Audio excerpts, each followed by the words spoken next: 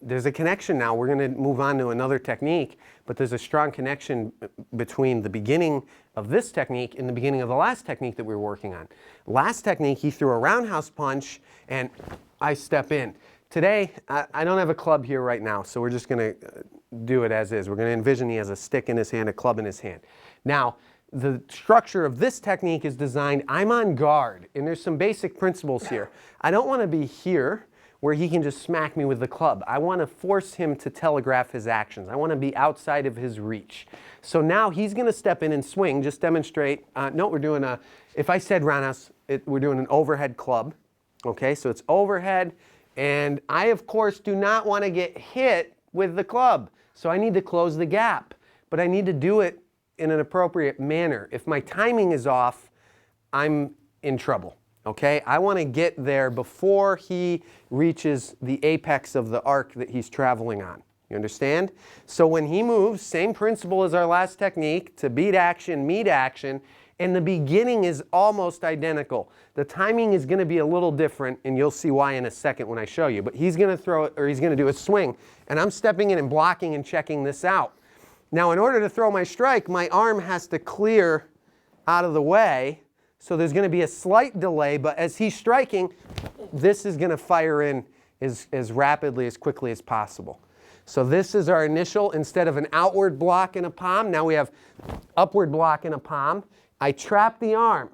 From here, this is going to collapse down, and I want it to be sort of connected to my body. I don't want to be striking like this. I want my body to be stepping through so that I get maximum body momentum. And I'm going to strike the ribs. And notice what I've done,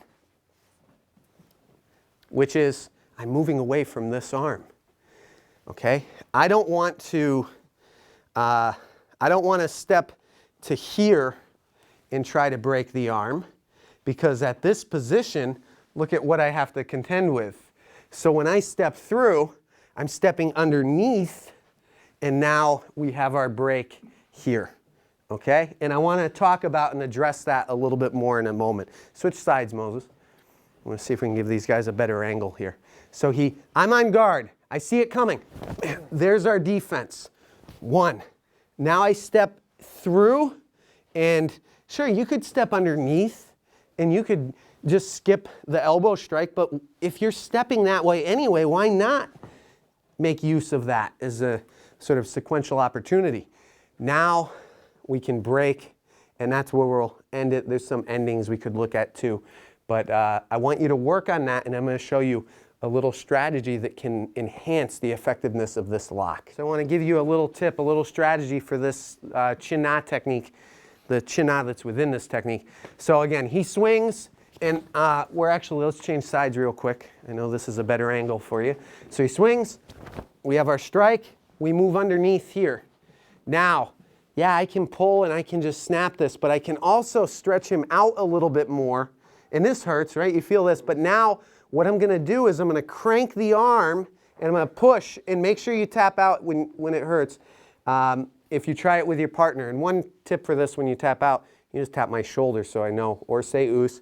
Okay, so we have him here. I pull, and I'm cranking the arm and driving it up. Okay? And that is excruciating. It's a very painful. It doesn't take much effort either. Okay? What are our keywords in Chin-Na? Bend and twist. So when, let's just run right to our position for our lock. All right. When I'm doing this, this is the bending within the technique. I'm straightening the arm. Okay? Now I'm twisting the arm that enhances it, localizes the pain a little bit more, and now I can drive it back up, and I'm not going to do it hard again, but you're driving the arm up into the shoulder, okay?